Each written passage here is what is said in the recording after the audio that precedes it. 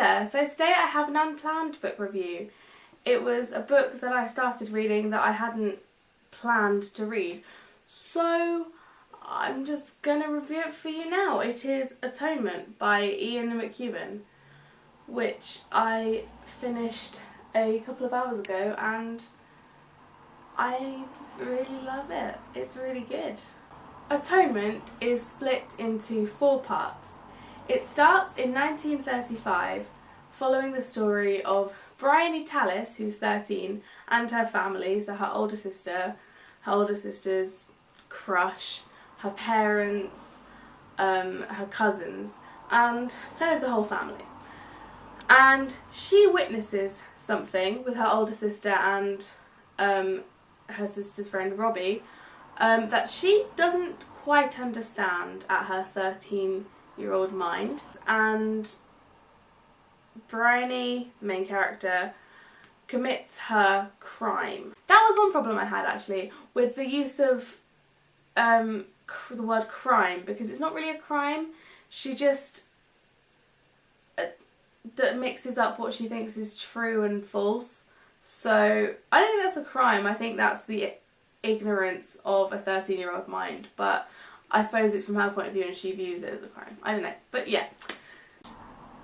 It then goes into part 2, which is set 5 years later, or 5-ish years later, when the war the war had started in 1940. So obviously it started in 1939, as we all know from history.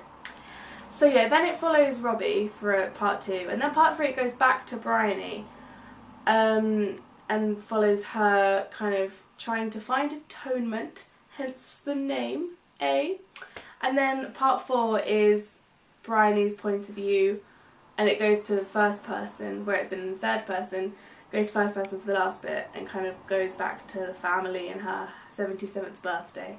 So it cuts forward quite a long way by that point. In terms of the writing of characters, I think that they've all been written very well, because they're all completely and utterly flawed, and in that respect completely and utterly human. So I do think that McEwan's done a really, really good job of portraying people as real. Also, because it's set in pre- and mid-World War II London, you kind of get the feel of the war, and actually some of it's quite, not gruesome, but quite makes you feel ill. And actually that's not even, it's not kind of like it's apocalyptic or anything like that. It's genuine, like that's genuinely what happened. And that makes it all the more terrifying as a story, because the war features quite heavily, and particularly in parts 2 and 3. And it's just a lot more terrifying than kind of maybe a ghost or a vampire book, because it's just so much more real. I have to say, I think generally the plot that the kind of secrets that you find out towards the end are fairly obvious if you can kind of guess them from the beginning.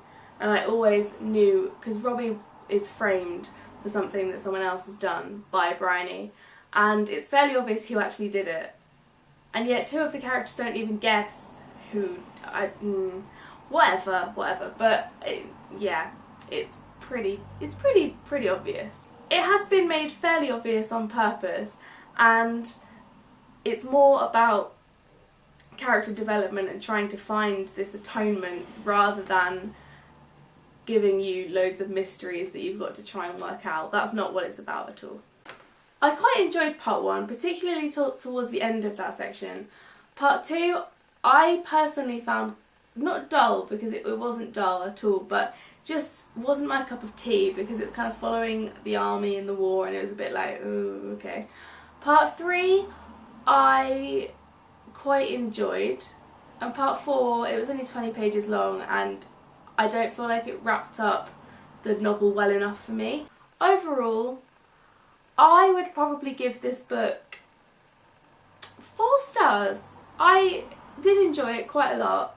I just thought some of it was a bit obvious, and some of it I felt could have been quicker, and some of it I didn't think was long enough. So yeah, but I think it was pretty good. My quote is from Bryony, 13-year-old Bryony, and she says this about the events of the day. "This was not a fairy tale, this was real. The adult world in which frogs did not address princesses, and the only messages were the ones that people sent." So it's her wake-up call, and I just like that because that's a wake-up call I think we all hit. The world isn't Disney. Oh. Bye!